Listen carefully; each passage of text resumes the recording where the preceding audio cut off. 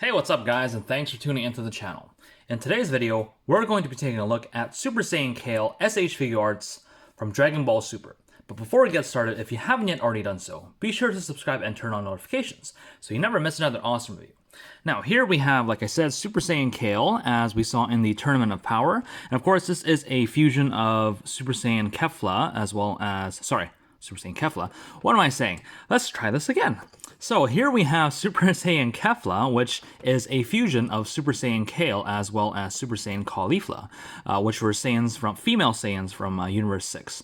And basically these were fused by the Potara earrings, you can probably see there. So this is a very nice figure. It's I would say a first female kind of warrior type figure. If you look at the body, you can actually see the muscles there. But we'll get more into that when we actually get the figure out of the box. So we get your typical SH Figuarts Dragon Ball box. We got a nice kind of lime green background. We have Kefla here looking like she's ready to kick some ass. We got Super Saiyan Kefla. We got the Tamashi symbol. And we do see that this is a P Bandai exclusive, sadly. I did pick this up on pbandaiusa.com when it was available. And here on the side, we got all these different headshots, as well as the fists. On the bottom here, we got her throwing, I can't remember what these attacks are called, but it's like spinning disc attacks. And on this side, we got Super Saiyan Kefla. On the top, we got her gritting her teeth. And on the back, you get your typical SH Figuarts product shots. And yeah, that's pretty much it for the box. So without further ado, let's crack the packaging open and see what she has to offer.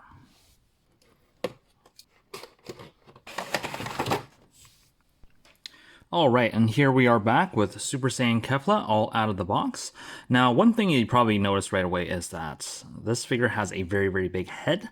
Oh, I didn't even notice that. Oh, sorry, that actually just is an elastic band that's actually supposedly molded into the figure. I thought it was just like an actual elastic band, but it's actually supposed to be a part of the figure because I guess Kale was one that always had a ponytail. So they even added that in. I didn't even notice that. Wow, that's a really nice touch. So, yep, there's a ponytail for Kefla here. But so she is actually very top heavy just because of the head. You can see that the hair is absolutely massive, and the body is very, very small in relation to the head. So it's actually hard to get this figure into very nice poses because she's just gonna topple right over. So, but otherwise, looking at the body, we can see a very, very muscular body.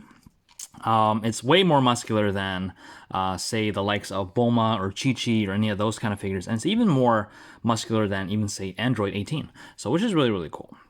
Very nice definition. We got the abs there too. We got a nice kind of pink magenta jumpsuit. We got kind of gold on the boots as well as the tips of the shoes and the armbands. The hair is a very, very kind of lime yellowish green color, which is typical of the legendary Super Saiyans, which of course Kale is.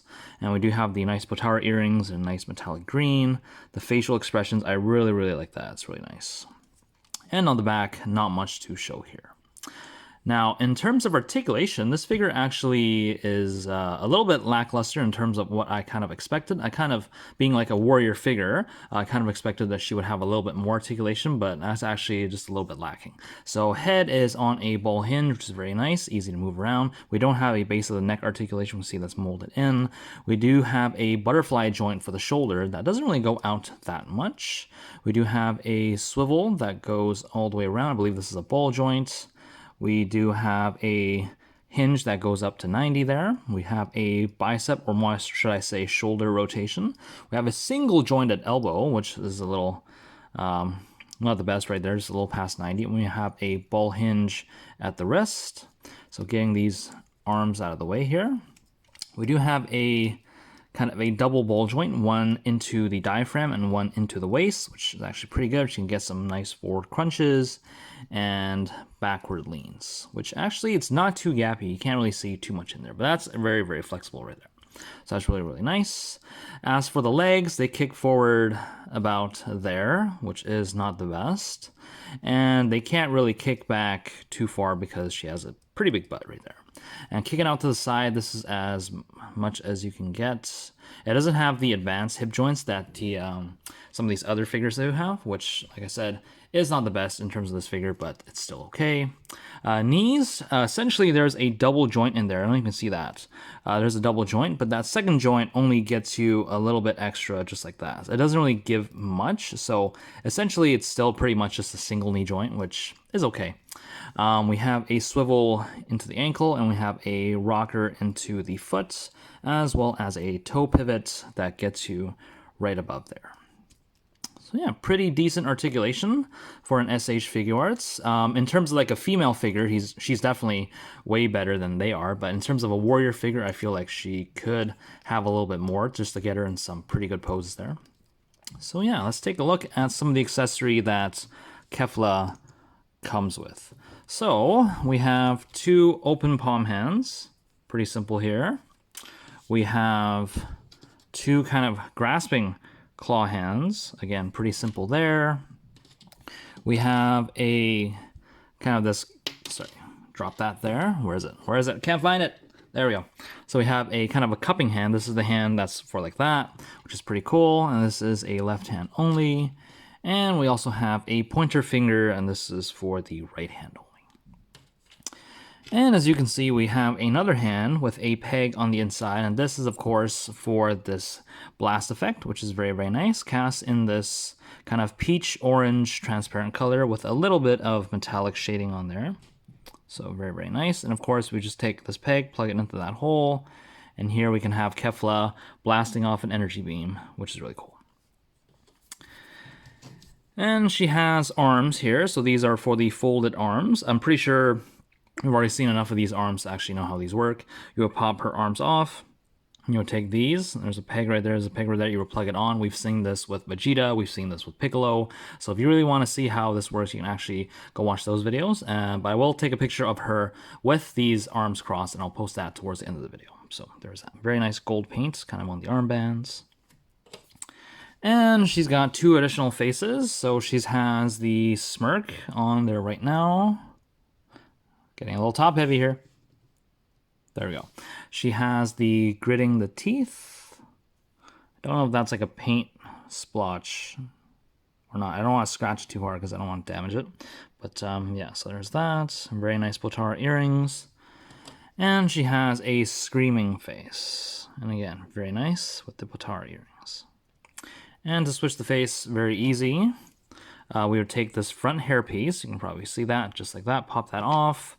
We would pop this face off. You do want to be careful that you don't break off the Potara earrings. So there we go, and that pops right off. We're going to take the screaming face. We have these 2 pegs going into the bottom 2 holes there. Just plug that in all the way. Make sure you don't poke your fingers. The hair is very sharp, just like that. And we'll take this and just plug it into the rest of the holes on the head. And here we have Kefla with a different face. So that is that. And last but not least, she has her signature attacks. Again, I still don't know what these are called, so if you do know what these are called, feel free to leave a comment in the comment section below telling me what these are, but they're very, very cool.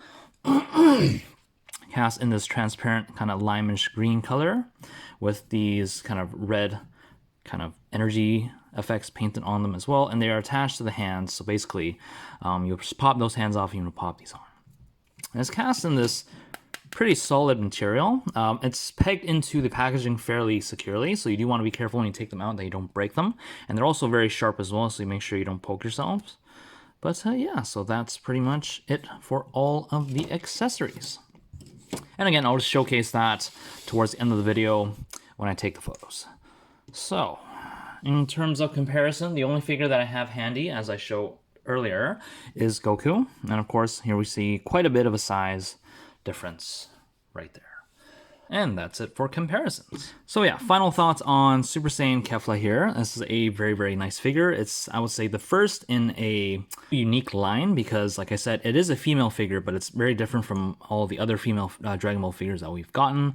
But it's also, she's a warrior figure, but she's still kind of different than some of the other warrior figures that we've gotten as well. So hopefully they'll make Super Saiyan Caulifla as well as Super Saiyan Kale, and hopefully even the legendary Super Saiyan version of Super Saiyan Kill using this new body type. So, if you guys enjoyed the video, be sure to let me know by hitting that thumbs up button. And until next time, guys, take care.